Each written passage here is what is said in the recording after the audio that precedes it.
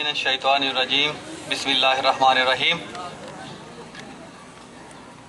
प्यारे बच्चों, इससे कबल मैंने न्यूटन का तीसरा कानून आपको सादा तरीन अंदाज में समझाया था और नज़्म की शक्ल में भी, शायरी के अंदाज में भी मैंने आपको न्यूटन का कानून सुनाया था। हम इंशाल्लाह तीनों कवानीन न्यूटन के बिल्कुल सादा तरीन अंदाज में, जिसको हर तालिब इल्म, बल्कि मैं कोशिश करूंगा कि अनपढ़ आदमी भी समझे उसको।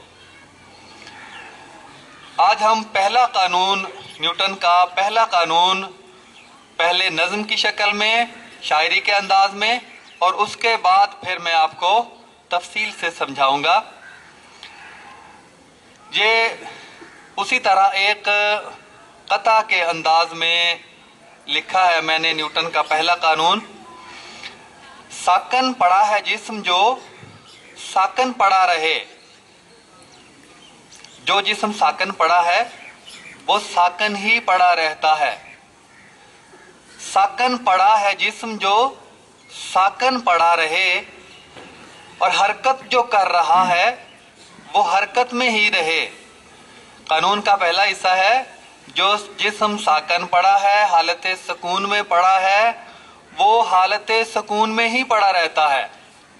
और जो जिस्म हरकत में है वो मुसलसल हरकत में ही रहता है।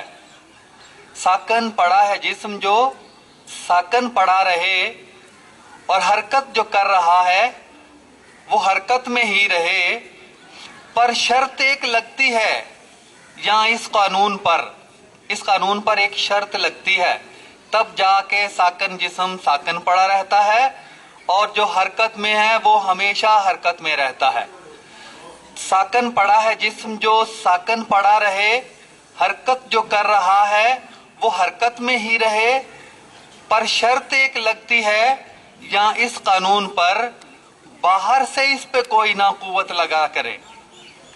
इसको हम सादा तरीन तारीफ की शक्ल में इस तरह किताबों में पढ़ते हैं कि साकन जिस्म हमेशा साकन रहता है, और हरकत करता हुआ जिस्म हमेशा हरकत में रहता है, बशर्ते के उस पर कोई बैरूनी कुव्वत ना लगे, बाहर से आके कोई कुव्वत ना लगे।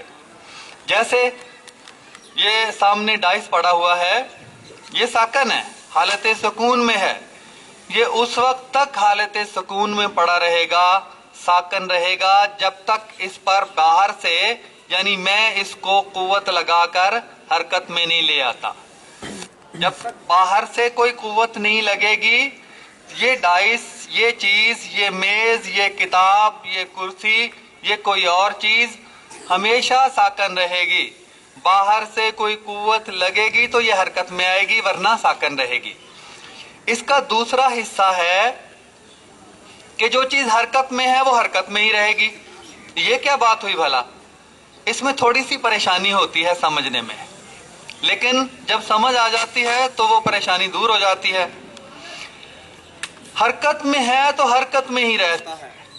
मसलन हम फुटबॉल को ज़रब लगाएं, हम फुटबॉल को किक लगाते हैं, तो फुटबॉल को तो हमेशा ही हरकत में रहना चाहिए। ता हद्दे नजर हम फुटबॉल को देखें कि हमें उसको चलते हुए नजर आना चाहिए, हत्ता कि वो हमारी नजरों से गायब हो जाए। लेकिन ऐसा नहीं होता। हम कोई पत्थर फेंकते हैं तो पत्थर को तो फजा में ता हद्दे नजर दूर तक चलते ही रहना चाहिए, हरकत में ही रहना चाहिए, लेकिन वो तो थोड़ी देर के बाद गिर जाता है। तो क्या ये न्यूटन का पहला कानून गलत हो गया? नहीं। जो इसका आखिरी हिस्सा है, बशर्ते के इस पर बाहर से कोई कुव्वत ना लगे। बाहर से कौन सी कुव्वत लगती है? जो पत्थर को हालत सुकून में ले आती है, उसकी हरकत को खत्म कर देती है। जो फुटबॉल को उसकी हरकत खत्म कर देती है, उसको हालत सुकून में ले आती है। पहली चीज तो है हवा की रगड़। फुटबॉल हवा में से जाता है, हवा की रगड़ उस पर अमल करती है, जो उसको हालत सुकून में लाने में मदद करती है। और दूसरी चीज है जमीन की कशिश। मैं यहां से कोई चीज जमीन पर फेंकूं या ऊपर फेंकूं तो वो बिल आखिर जमीन की कशिश की बदौलत जमीन पर आकर गिरेगी। तो ये दो चीजें हैं, दो कुव्वतें हैं जो चलते हुए जिस्म को हरकत में लाती हैं। एक हवा है और दूसरी जमीन की कशिश है, मादी कशिश है। जमीन की जगह पे चांद पर हम यही किसी पत्थर को फेंकें तो चांद की जो कशिश है, चांद में जो मादा है, वो उस जिस्म को, उस फुटबॉल को अपनी तरफ खींचेगा। तो चांद पर भी यही होगा। ये अलग बात है कि चांद की कशिश जमीन से तकरीबन 1/4 है जमीन का, यानी चांद 4 गुना कम है, छोटा है ना, चांद छोटा है ना, तो उसकी चीजों को अपनी तरफ खींचने की जो कुव्वत है वो जमीन की निस्बत तकरीबन 4 गुना कम है। तो मैं कह रहा था कि जो पत्थर है, ये जो फुटबॉल है, पहली चीज हवा की रगड़ है और दूसरी चीज जमीन की कशिश है, कशिश सकल, जमीन की चीजों को अपनी तरफ खींचने की कुव्वत। तो ये दो कुव्वतें हैं, बाहर से लगती हैं तभी फुटबॉल नीचे गिर जाता है, तभी पत्थर नीचे गिर जाता है। अगर ये चीजें ना हो तो वो पत्थर, वो फुटबॉल, वो कोई और चीज जिसे हम फेंकते हैं, वो हमेशा हमेशा के लिए ही हरकत में रहती है। तो अजीज तलबा, ये कानून बहुत आसान है। अगर आप गौर से समझेंगे, हम आपको इस सादा तरीन अंदाज में ये चीजें समझा रहे हैं। इंशाल्लाह आपके जो साइंस का निसाब है, चाहे छोटी क्लासों का है चाहे बड़ी क्लासों का है, आपको इंतहाई मुआवनत मिलेगी इन बातों से, इन समझी हुई चीजों से।